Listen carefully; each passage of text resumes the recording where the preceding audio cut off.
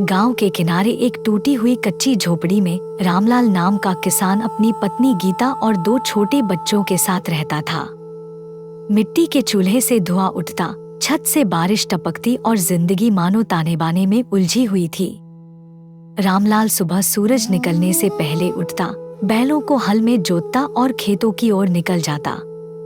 उसकी आंखों में बस यही सपना था कि उसके बच्चे कभी भूखे पेट न सोएं और पढ़ लिख कर कुछ बन जाएं। लेकिन किस्मत बार बार उसकी मेहनत का मजाक उड़ाती थी। बरसात कभी आती ही नहीं, आती तो इतनी कि खेत बह जाते। ऊपर से साहूकार का कर्ज और मंडी के दलालों की लूट, किसान का खून पसीना मिट्टी में मिल जाता, लेकिन घर में दाल सब्जी तक नसीब न होती। एक शाम भूख से तड़पते बच्चे रोने लगे। गीता ने आंसू पोंछते हुए बचा खुचा आटा गूंथा और 4 रोटियां बनाईं। दोनों बच्चों ने जल्दी जल्दी खा लिया। गीता ने आधा टुकड़ा लिया और बाकी थाली रामलाल के सामने रख दी। उसने मुस्कुराते हुए थाली वापस सरका दी और कहा, मुझे भूख नहीं है गीता, मैं खेत में दोपहर को खा चुका था। लेकिन सच तो यह था कि उसकी आंखें भूख से धुंधला रही थी और आंतें जल रही थी।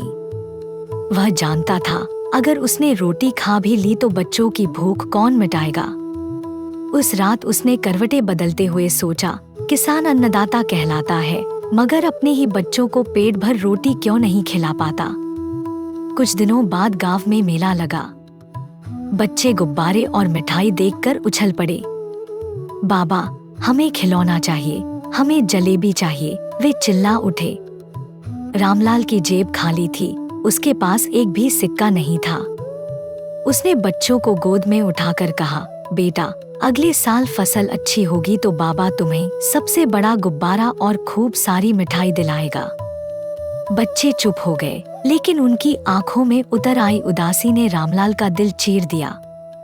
वह दूर आसमान की ओर देखता रहा, जैसे कोई जवाब ढूंढ रहा हो। एक दिन खेत से लौटते समय उसने देखा कि सड़क किनारे एक अमीर आदमी की कार खराब हो गई है। आदमी परेशान खड़ा था। रामलाल ने बिना सोचे समझे उसकी मदद की और बैलगाड़ी में बैठाकर शहर पहुंचा दिया। अमीर आदमी उसकी ईमानदारी और नेकदिली देखकर हैरान रह गया। उसने पूछा, तुम्हें बदले में कुछ चाहिए? रामलाल ने झिझकते हुए कहा, मेरे लिए कुछ मत कीजिए साहब, लेकिन अगर करना ही है तो मेरे बच्चों की पढ़ाई का इंतजाम कर दीजिए। मैं भूखा रह लूंगा, पर चाहता हूँ कि वे मेरी तरह खेतों में मजबूर न हों। अमीर आदमी उसकी बात से भीतर तक हिल गया। अगले ही दिन उसने दोनों बच्चों का दाखिला स्कूल में करवा दिया और उनकी फीस भर दी।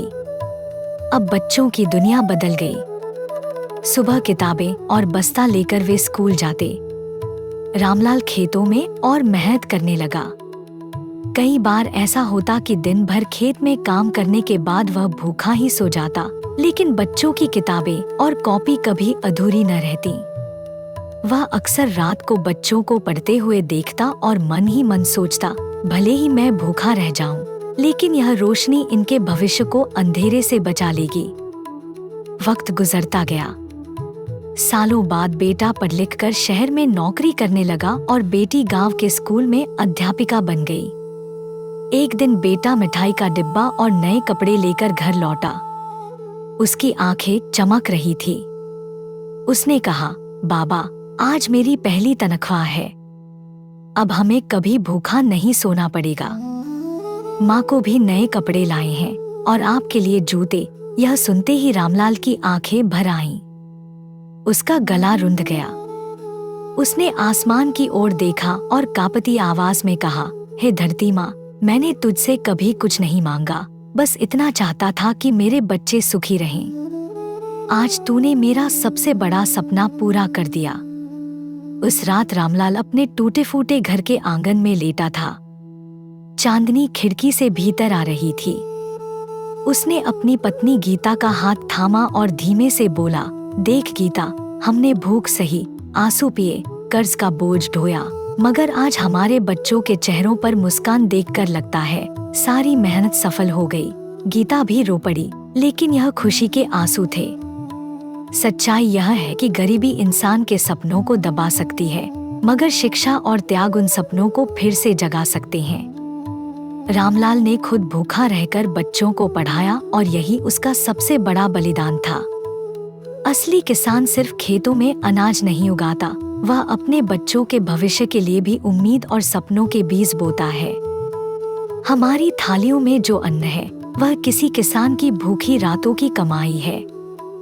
इसलिए जब भी हम भोजन करें, याद रखिए कि शायद किसी रामलाल जैसे किसान ने उस दिन अपने हिस्से की रोटी छोड़ दी होगी ताकि हमें पेट भर खाना मिल सके।